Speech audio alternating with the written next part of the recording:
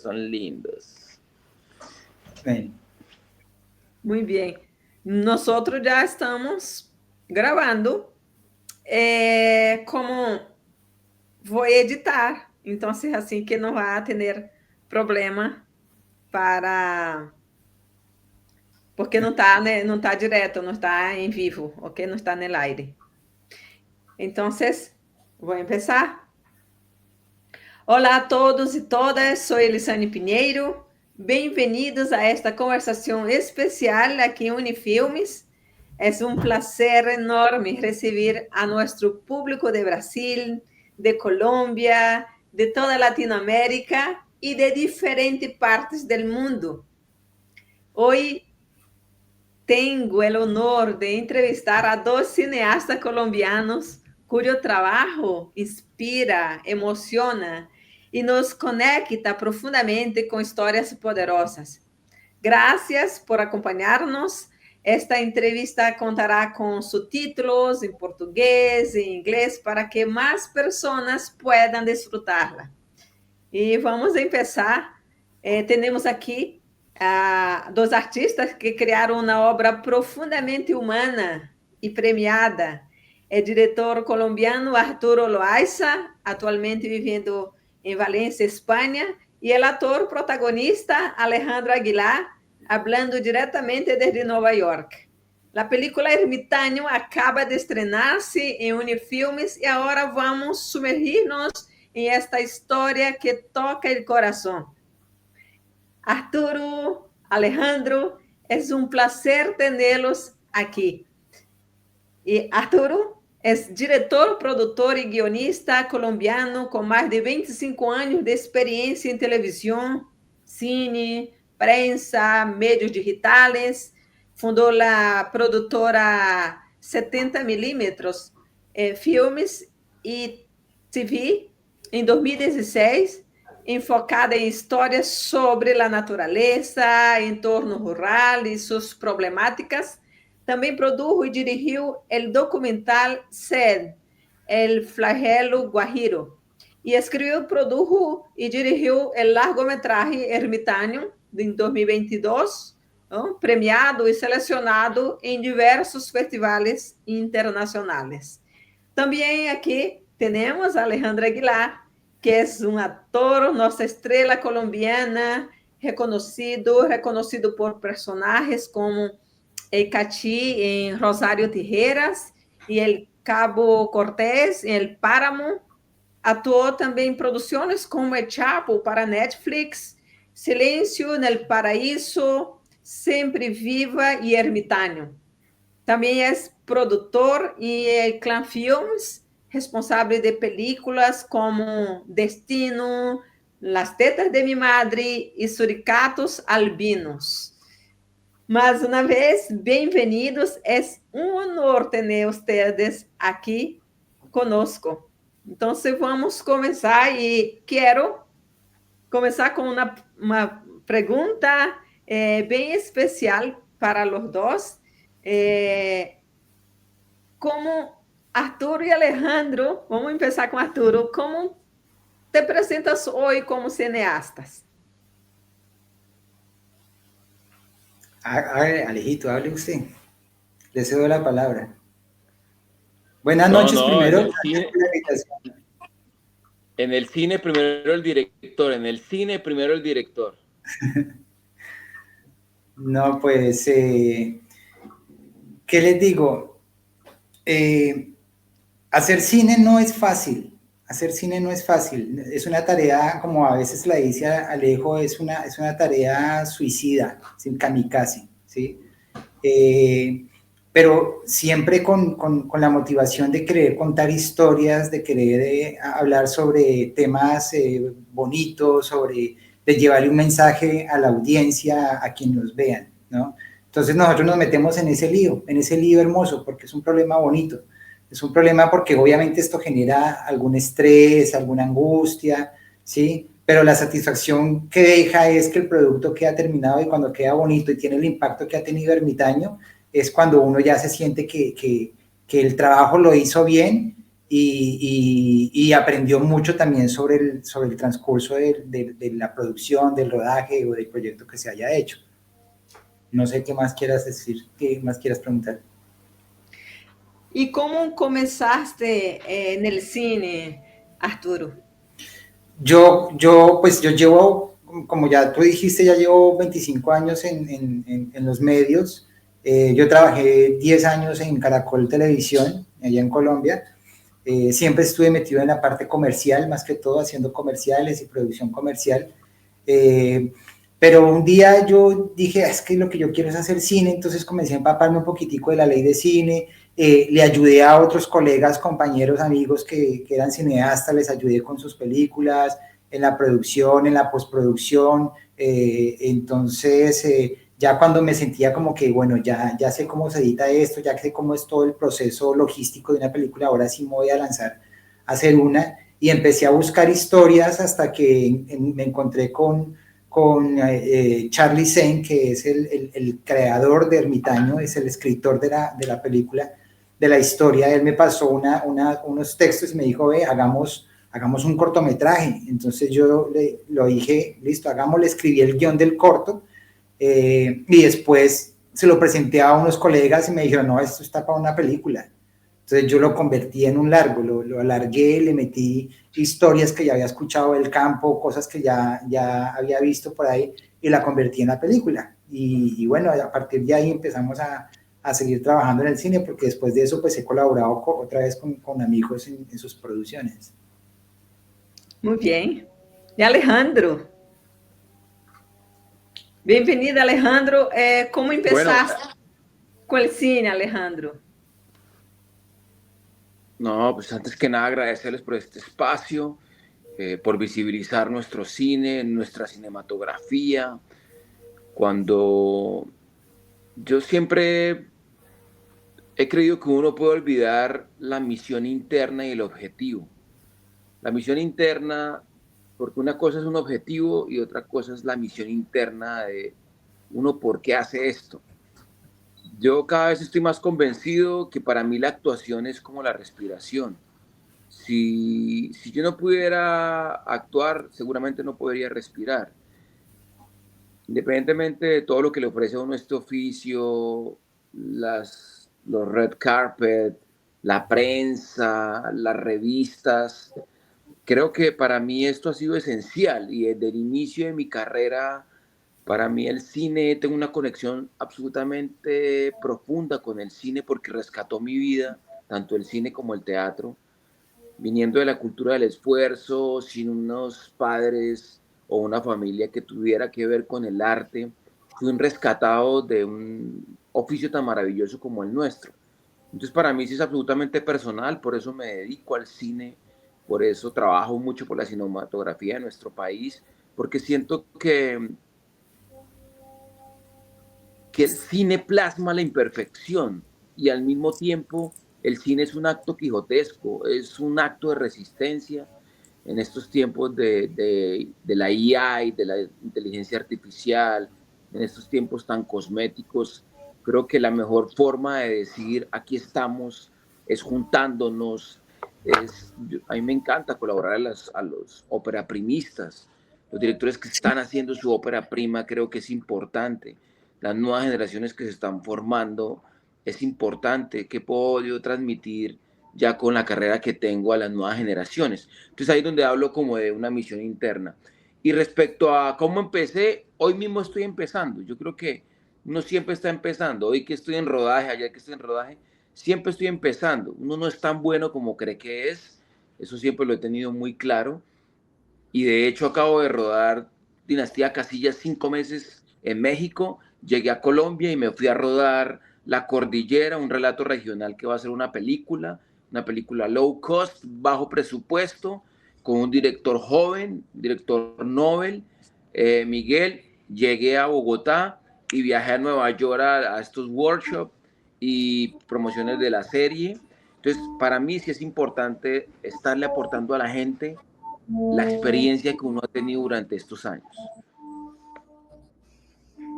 Bem, antes era difícil las películas colombianas llegar al público brasileño.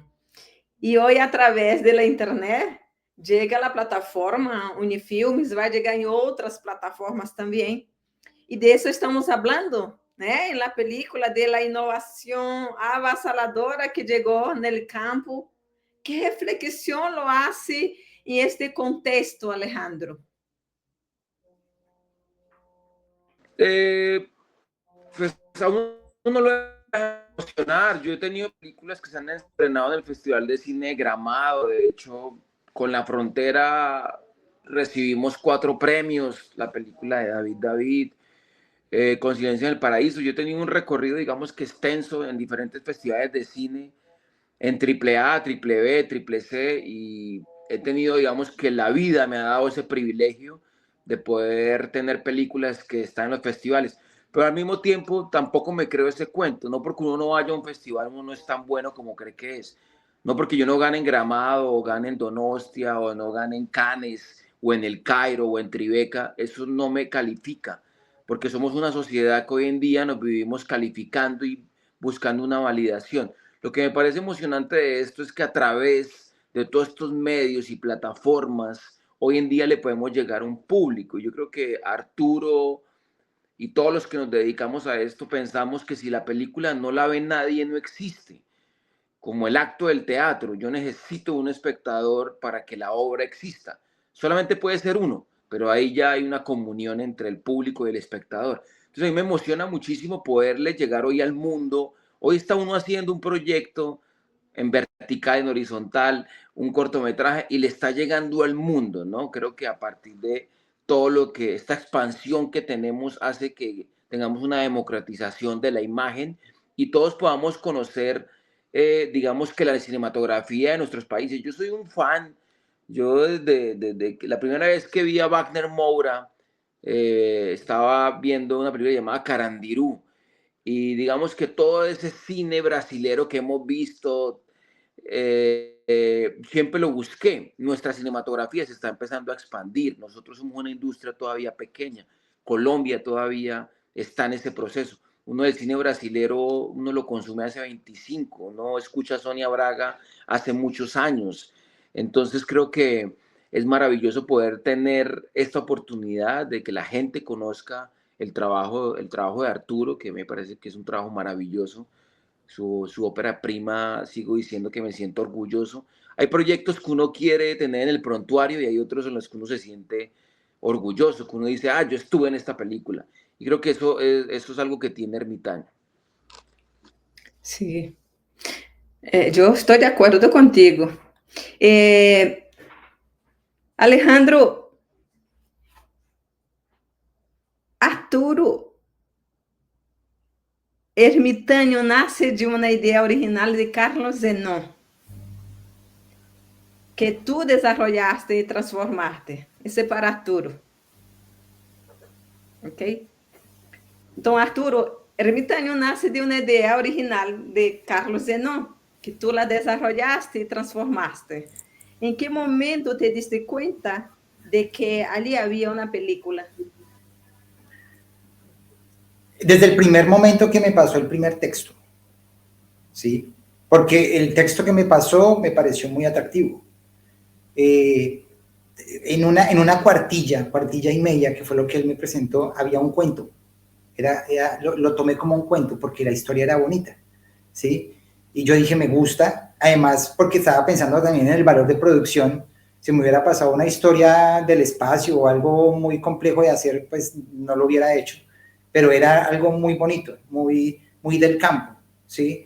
Y años atrás yo estuve haciendo para lo que era la Comisión Nacional de Televisión un programa, un espacio que se llamaba Paraísos Colombianos, que era recorriendo todo el país en Colombia. Yo tuve que cubrir 240 municipios y en todos esos 240 municipios la mayoría eran en el campo, ¿sí? Y entonces tú conoces Colombia y te enamoras del campo, ¿sí? De los campesinos, de lo que cultivamos, de lo que consumimos, ¿sí? Aún estando aquí en España, este país es maravilloso, pero la fauna y flora que tiene Colombia es única, no la tiene ningún otro país, ¿sí? O sea, toda esa parte amazónica y toda la parte montañosa es único, es hermoso.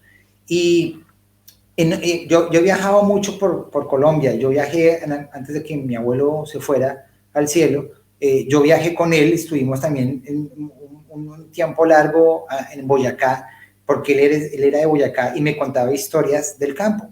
Entonces yo me enamoré del campo y me gustó muchísimo esa historia. Yo dije, esto es lo que yo quiero contar porque se mete mucho. Además que cuando me pasó la cuartillo ya tenía idea de cosas que mi abuelo me había contado, historias, mi abuelo me contaba unas historias espectaculares y yo decía, esto lo puedo contar, esto no, se me hago entender. Entonces cuando a mí me dijeron, esto está para un largometraje, yo ya sabía qué era lo que iba a incluir, ya sabía qué era lo que quería meter, porque cuando hice el cortometraje dije, uy, chévere meter esto, chévere meter lo otro, pero no había el espacio para hacerlo. Aquí lo hice, incluso la película es mucho más larga de lo que está. Tuve que cortar algunas escenas porque ya era demasiado extendida, demasiado larga. Entonces, a mí me gustó desde el primer texto que me entregó y mejor dicho, me dieron en el gusto. Eso fue.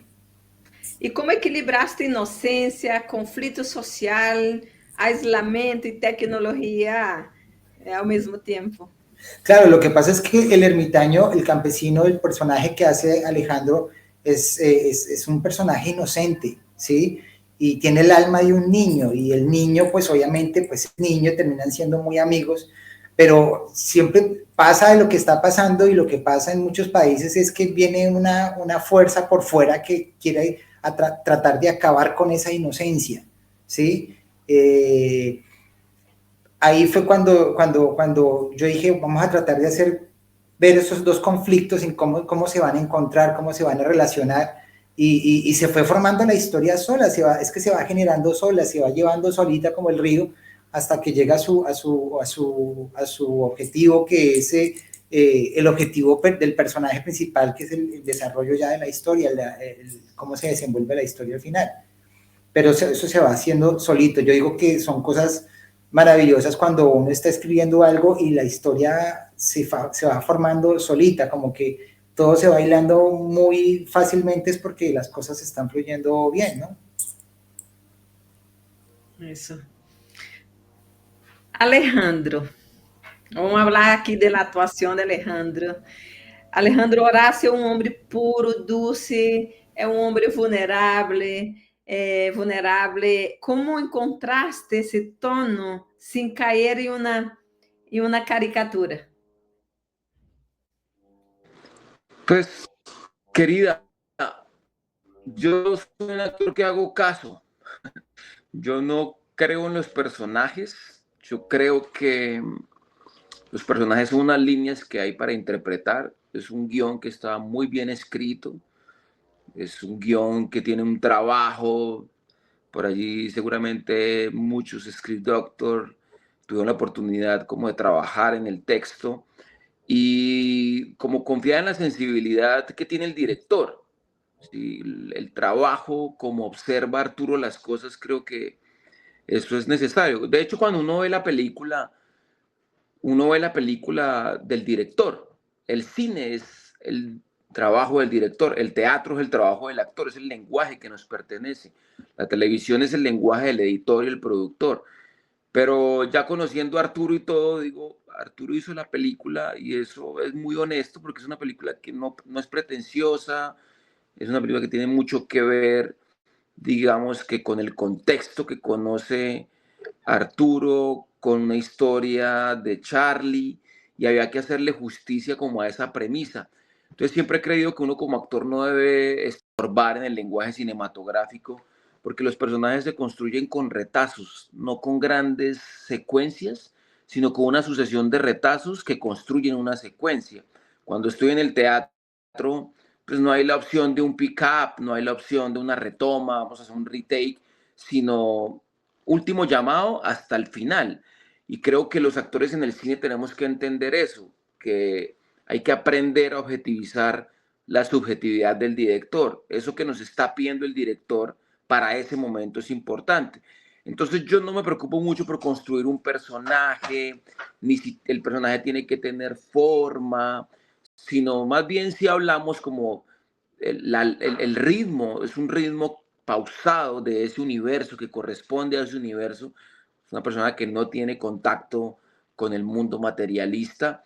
Y cosas como la barba, que yo sí trabajé, pareciera un detalle insulso, pero quiero tener la barba, no quiero supeditarme a un maquillaje que por las películas nuestras hacer de bajo presupuesto, pues eso se vuelve un problema, y después cuando le van a colocar a uno en el rostro un lente cerrado, un 135 o un 200, un plano cerrado, la cámara no lo soporta y se ve la mentira, se ve muy fake. Digamos que eso es como lo principal.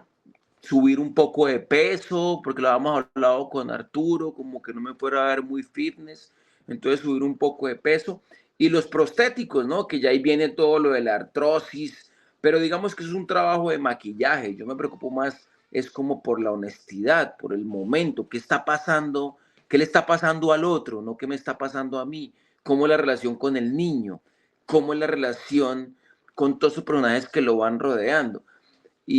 Pero repito, yo creo que el trabajo aquí realmente es dirección. Un director que lo mide a uno, que lo va llevando, y yo nunca entro en discordia con un director, sino el director que quiere este, porque el director es el que conoce la película. Yo no la alcanzo a dimensionar como el director sí. Yo no entro a la sala de postproducción con el director. Entonces también eso me deja por fuera del proceso final, ¿no? Que de una u otra manera en la sala de edición se reescribe la película. Allí se vuelve a vivir otro proceso del que yo no hago parte. Entonces creo que allí el trabajo sí es de director, es de Arturo, es una muy buena guía para llegar a contar esa historia. Y acá tuvimos una ventaja, y es que tuvimos muchísimos ensayos. Nosotros ensayamos, empezamos a ensayar, ensayamos, y nos cogió la pandemia. Entonces, encerrados todos. Entonces, cuando nos cogió la pandemia, pues obviamente se paró el proceso, pero cuando ya nos dieron autorización de salir de nuevo, volvimos a empezar los ensayos, y ya todo el mundo venía con una idea en su cabeza, y con aportes adicionales. Y entonces esos ensayos nos sirvieron muchísimo, porque fíjate que todos los personajes están muy bien elaborados precisamente por ensayar. Sí, y otra cosa, y para agregar que no se nos olvide, si fuimos realmente la primera película que se rueda en Colombia en ese proceso de pandemia. Sí estuvimos aislados, sí rodamos con tapabocas, sí nos cuidamos y estuvimos en el hotel para lograr que esto no se fuera a esparcir, pero sí fuimos la primera película que activó la industria en Colombia, fuimos nosotros. Y eso, pues, eso también acarreaba muchos riesgos para la producción. Pero bueno, ahí repito, el cine es un acto suicida, es un acto quijotesco, es un acto de resistencia. Creo que todos queríamos volver al set, todos queríamos volver a rodar y sentir y escuchar ese graba sonido, graba cámara, claqueta, acción, y eso tuvimos la oportunidad de vivirlo con Ermitaño. Muy bien. Vamos a hablar un poquito del temas de la película, ¿no? Porque la película en realidad tiene una temática que es muy interesante. La invasión tecnológica es un tema fuerte. ¿Y cómo lo ve hoy ese tema? Porque la película aborda medio ambiente, corrupción, violencia de género, ¿no? Con delicadeza. Como chegaram a esse equilíbrio? Como foi? Existe alguma cena que para ustedes resume el alma del ermitaño? Pues, ¿qué te digo? Pues la historia, pues esa invasión de la tecnología era como una excusa perfecta para decir que esto es lo que está pasando, y esto es lo que va a pasar sí o sí, ¿sí? Lo mismo que está pasando ahorita con la inteligencia artificial. Mucha gente se rehúsa a utilizar la inteligencia artificial, pero sabemos que ese es el siguiente paso. Lo que toca es adaptarnos, ¿sí? Y en este caso, nuestro campesino ermitaño, pues lo que tenía que hacer era eso mismo, adaptarse. Pero pues obviamente ellos no saben de eso, en el campo no conocen de eso, no tienen quien los guíe, quien los oriente, ¿ves? Entonces era eso, era contar cómo fue ese proceso, porque es un proceso que yo creo que han vivido en el campo y en muchas partes en donde el Internet llegó y no saben qué es eso, pero pues tienen que aprender y hoy en día yo me imagino que ya casi el 90% de los campesinos tienen un teléfono celular inteligente en donde tienen WhatsApp y todo esto, pues cómo fue ese proceso, cómo fue ese cambio, ¿sí? Y que esos cambios se van a venir viendo constantemente a medida que va avanzando la tecnología, que se van creando nuevas, no sé, aplicaciones o no sabemos qué va a pasar en el futuro. Ya, por ejemplo, ya la electricidad ya no va a ser tanto problema porque ya hay paneles solares por todos lados. ¿Cómo es ese cambio? Bueno, es algo que se estaba pensando en que iba a suceder y está sucediendo y va a seguir sucediendo de aquí en adelante, quién sabe hasta cuándo. Alejandro, ¿quieres agregar? No, estoy de acuerdo. Creo que es decir, a uno la inteligencia artificial no nos va a desplazar, nos va a desplazar el que la use. Creo que los recursos están allí y hay que saberlos utilizar y seguramente unas herramientas mucho mejor que otras. Pues la película entra muy bien en unos tiempos donde sí, siempre lo he dicho, donde queremos acabar con todos los recursos.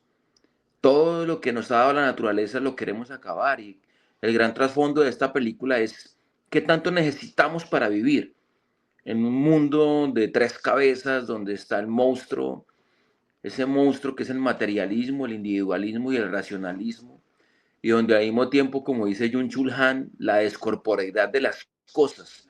Cada vez las cosas son más líquidas, pero ¿qué es lo que realmente nosotros necesitamos? ¿Qué es lo que defiende el ermitaño?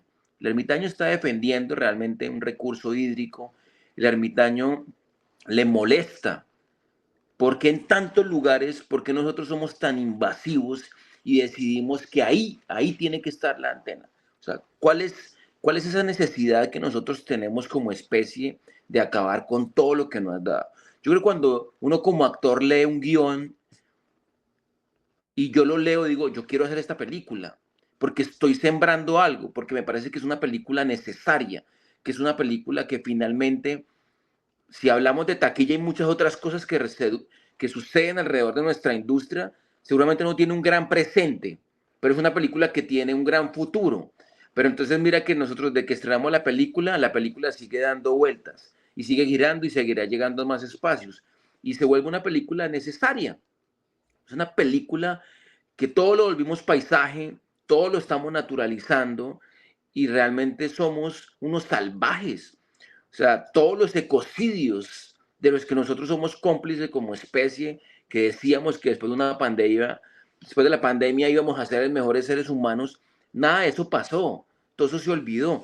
Y creo que allí el personaje del ermitaño es como que alguien nos tiene que decir qué realmente es lo que tenemos que hacer. Y esa es la función, este es el punto de vista que está narrando realmente todo. Sí, con un niño que tiene que evolucionar, pero a costo de, ¿no? Hay que evolucionar, pero ¿hasta dónde llegamos? Tenemos que encontrar un balance para seguir existiendo como especie, porque si no, finalmente, pues nos vamos a desaparecer. Creo que ese es el destino de esta sociedad si seguimos así, ¿no? Como es un imperio que muy pronto va a caer. Isso é verdade. Eu estava comentando com Arturo, meu padre, ele é de campo, e de vez em quando chego allá, primeiro, quando eu chego na casa de meu papá, a pescar, a desfrutar a natureza, e é incrível que primeiro que hago é deixar o celular, o sea, eu ouvido esse mundo da cidade e das grandes cidades, e llega un momento que la paz se me devuelve. Es increíble que me desintoxica. Entonces, cuando regreso en la ciudad, yo puedo sentir el impacto, ¿sabes? El impacto porque ya estamos en contacto con el consumismo, con la vida estresada, la acelerada, y es increíble que hace muy bien el interior, el campo lo hace muy bien a la gente. Sería muy bueno, si tuviera de dar un consejo para todo el mundo, pasa un tiempo en el campo, para sentir de nuevo la naturaleza, para sentir de nuevo como tu casa, tu espíritu, tu vida, tu respirar é outro. É isso. E vamos falar um pouco de los festivales e impacto aqui. A película tuvo premios importantes, tuvo gran destaque en los medios colombianos, ¿no? Reconocimiento. Después de estreno también recibieron muchas reacciones de público. ¿Hubo algún comentario que los marcó como de la prensa, del propio público? Arturo. No, no, algo que me haya marcado así raro, no, pues todos han sido buenos comentarios. Lo que sí es cierto es que sí recibí muchas, me escribían mucho en que me decían, muy bonito todo, pero ¿dónde la podemos ver? No la podemos ver. O sea, ¿en qué salas va a estar no sé, en Pereira? ¿En qué salas va a estar en Cúcuta? ¿En qué salas va a estar en Ibagué?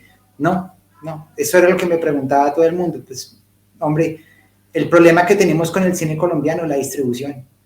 La distribución, ese es el terrible, el flagelo, digámoslo así como el documental, el flagelo que tiene el cine colombiano es ese, la distribución. Y no es tampoco culpa del distribuidor, sino que obviamente esto es un negocio. Y si la gente no va a cine, pues obviamente yo no voy a poner una película que nadie va a ver. ¿Y por qué no la va a ver nadie? Pues porque no la conocen. ¿Y por qué no la conocen? Porque no hay suficiente dinero para poder promocionarla.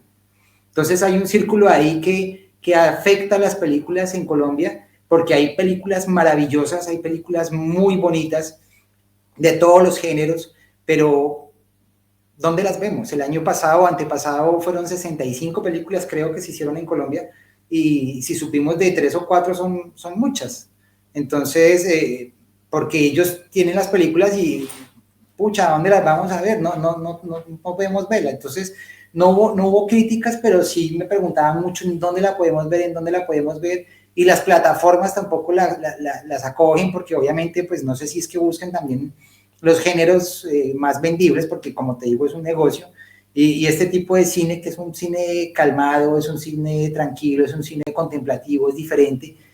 No sé por qué no le apuestan tanto a este tipo de películas, que al final de al cabo, con el tiempo, terminan convirtiéndose en películas, digamos, la de culto, ¿no? Que toda la gente quiere ver, pero que nadie sabe en dónde se puede ver, y que los que la han visto les ha parecido maravillosa.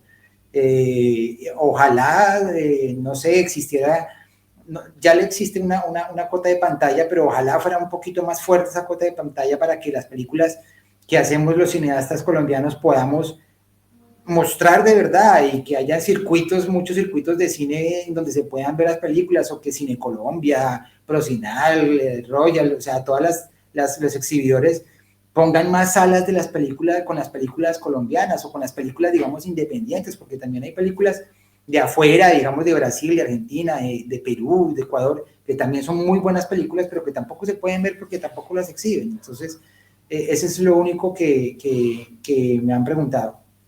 De resto no más. Créame que ese flagelo no es solamente en Colombia. De hecho, aquí en España también sucede, en menos volumen, porque aquí sí el español adora su cine y consume mucho cine español, pero también hay películas que la gente dice, venga, ¿y dónde la puedo ver? Y no la encuentran. El tema es el cine independiente. No tiene muchas plataformas que hoy que lo distribuyen, principalmente el cine, ¿no? Es difícil, es difícil el tema de la distribución, que es un tema que pasa mucho aquí en Brasil y en otros países también. Pero es por eso que está Unifilmes. Unifilmes nace por este gargalo que existe en el mercado, esta lacuna grande que existe en el mercado con relación a la distribución. Estamos llegando casi en el final, ¿ok? Vamos incluso já chegando a esta etapa para finalizar praticamente, porque Ermitaño está chegando ao Brasil por Unifilmes, né? Como vê essa nova etapa da obra? Que mensagem lhe gostaria que o público brasileiro e outro público da América Latina se lleve da película? E eu vou deixar com Alejandro. Estamos listos. Listo, listo. Sí, precisamente aquí ya me están llamando al retail.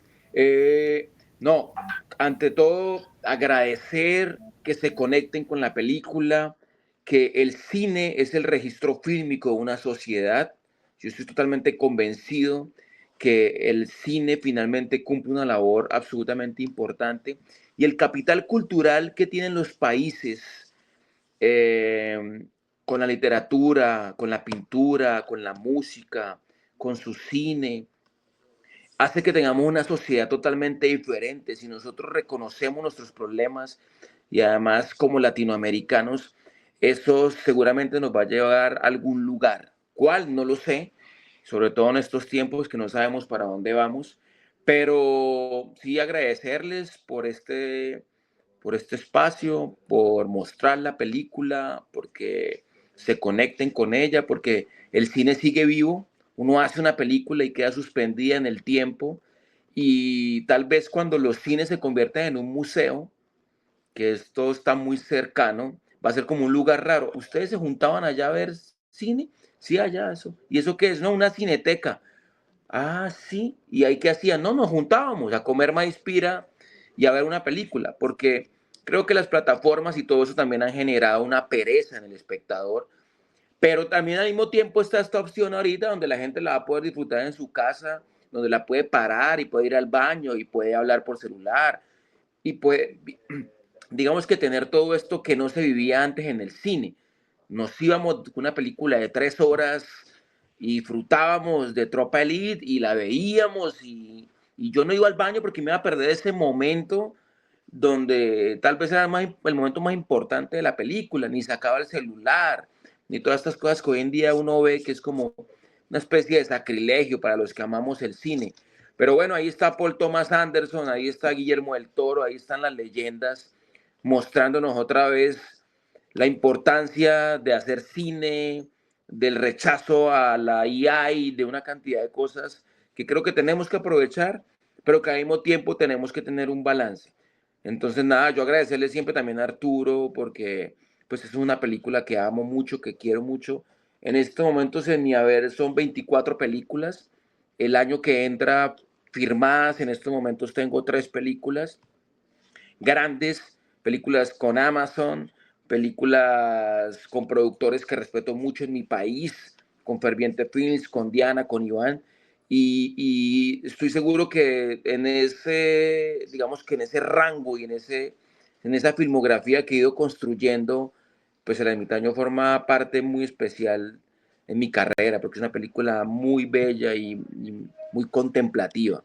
Así que pues nada, eso es todo. Les mando un abrazo y muchas gracias a ti por la entrevista, por este espacio. Y Arturo, I love you. Espero que todo esté bien en España. Aquí estamos congelados en New York. Aquí estamos también por las mismas. Se quedó sin Alejandro, ele está saindo agora porque está em gravação. Então, eu quero, Alejandro, agradecer-te profundamente por tu presença que é tão especial, tu colaboração para poder divulgar esta película tão hermosa. E espero verte novamente. Nos veremos. Seguimos trabajando duro por el cine y seguramente estaremos más. Ahí tienes mi contacto. Te mando un abrazo inmenso. Muchas gracias y saludos a todos, todas y todes. Chao. Chao, Alejito.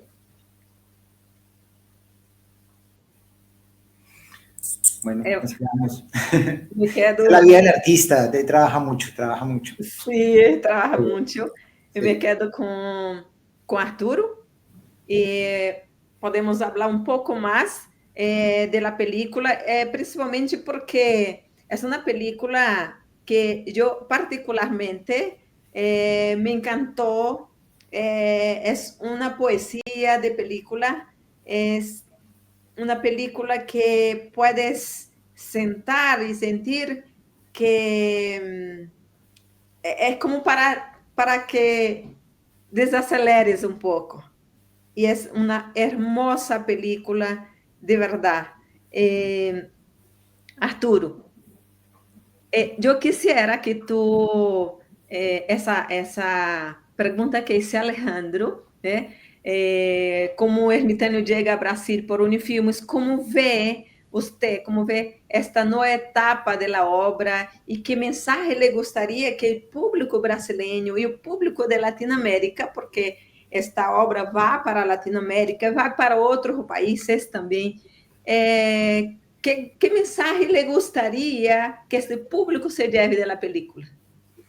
Mira, la película nos cuenta y nos hace recordar que la naturaleza, el campo, son lugares de paz, son lugares de tranquilidad, ¿sí? Es bueno siempre, si vivimos en las ciudades, de vez en cuando, el fin de semana o cuando se pueda, salir a respirar ese aire puro, a mantener esa paz y esa tranquilidad que solamente el campo y los espacios campestres nos puedan dar, porque estamos vividos todos en un agite todos los días, en un corre y corre, el estrés de las ciudades, el tráfico, la contaminación, el jefe, bueno, en fin, todo ese tipo de cosas que hacen que todo el tiempo todo el mundo esté estresado. El estrés es la base de todas las enfermedades, no sé si lo sepas, ya está más que descubierto que parte del cáncer viene por el estrés. Entonces, evitemos un poquitico eso, bajemos un poquitico, desconectémonos un poco, cojamos el celular, como tú dices que lo haces, dejémoslo a un lado, que sea un par de horas cuando vayamos al campo, caminemos en el pasto con los pies descalzos, sentimos el viento, la brisa, si hay una quebradita, un río, metámonos al agua, ¿sí? Disfrutemos del campo, disfrutemos de la naturaleza, porque se está acabando, se está acabando, o sea, y la vida se nos va, ¿sí? Hay que vivir, yo siempre lo he dicho, uno tiene que vivir cada día como si fuera el último, ¿sí? Y si usted aprovecha y va al campo, va y disfruta de un paisaje, de los pájaros, del sonido del bosque, y se desconecta un poco, créame que se va a quitar muchos problemas de encima emocionales, ¿no? Eso va a ser como un desconecte, como un reset en su mente, se resetea y después las ideas le llegan más fresquitas, más fluidas, los problemas como que ya los va a ver de otra forma y ya va a encontrar la solución. Entonces creo que es una forma eso es lo que nos dice la película, ¿no? La vida del ermitaño es así, es tranquila, es pausada, por eso ustedes van a ver una película lenta, no es que sea lenta, es que la vida de él es así, es tranquila, es calmada, él habla despacio, que fue lo que le marcamos mucho en la actuación a Alejito, es cómo camina él, camina despacio, no tiene afán, ¿por qué va a tener afán? ¿Sí? Él vive de lo que él siembra, se come sus mandarinas, sus frutas, no necesita, no tiene estrés, y le quieren meter estrés, le quieren meter la antena, le quieren quitar los terrenos. ¿Para qué? ¿Eso para qué? No, yo no quiero eso, dice el ermitaño. Entonces es eso, esa es la invitación a que nos desconectemos un poquito y que salgamos y conozcamos un poquito de nuestra naturaleza, de nuestro paisaje. Si estamos en América Latina, tenemos los mejores paisajes del mundo. Si estamos en Europa, obviamente están las estaciones, pero también cada estación hay que disfrutarla como esté. Y es eso la invitación a que nos desconectemos, a que sintamos la naturaleza y a que nos cuidemos mentalmente mediante la salud que nos da la naturaleza. Valga la redundancia, naturaleza, naturaleza, naturaleza. Sí, si Horácio estuviera aquí hoy viviendo, ¿no?, en este mundo acelerado, ¿qué cree que él nos diría? Y no creo que lo hubiera aguantado. No. De pronto se hubiera adaptado como muchos campesinos lo han tenido que hacer, pero sigue viviendo en su campo. ¿Sí? Sí. O sea, yo supe la historia de muchos campesinos que se fueron a la ciudad a probar suerte y obviamente en el campo viven mejor. O sea, puede que mucha gente diga, ay, es que el campesino es pobre. No, ellos son más ricos que nosotros. Y no hablo de la riqueza económica, sino que vaya al patio de su casa. El patio de su casa de un campesino es de 2, 3, 4 hectáreas. Su jardín, el antejardín de aquí en España son solo apartamentos, pisos le llaman. Es pequeñito, son 110 metros, pero la mayoría son de 80, 70 metros. Vaya, mire un piso de un campesino. La casa, pues puede que sea no muy grande, pero el patio de atrás es infinito, ¿sí? Entonces, y ellos tienen ahí su comidita, tienen sus mandarinas, sus frutas, sus verduras, todo lo que ellos cultivan es también para su uso personal. Ellos son ricos, no les falta nada. Y el agua, sobre todo en los terrenos en donde se puede, donde hay quebradas, donde hay ríos, el agua es infinita, ¿sí? Que tenemos que cuidarla porque se nos está acabando, sí, pero es infinita. Entonces, la vida del campesino es mucho mejor que la nuestra. Nosotros estamos acostumbrados al estrés, estamos acostumbrados a pelear con el vecino, con el taxista, con el uno, con el otro, y en el campo no se vive eso. O sea, sí hay problemas, obviamente, hay problemas, hay que el campesino, y lo mostramos en la película, que le quieren robar el agua, o me contaba mi abuelo, por ejemplo, que hay fincas en donde el campesino del lado le corre la cerca para robarle un poquitico de terreno sin que se dé cuenta. Esos problemas se presentan, sí, y hay conflictos y todo eso, pero no es tan grave como vivir en la ciudad. Así es. Así es. Qué maravilla.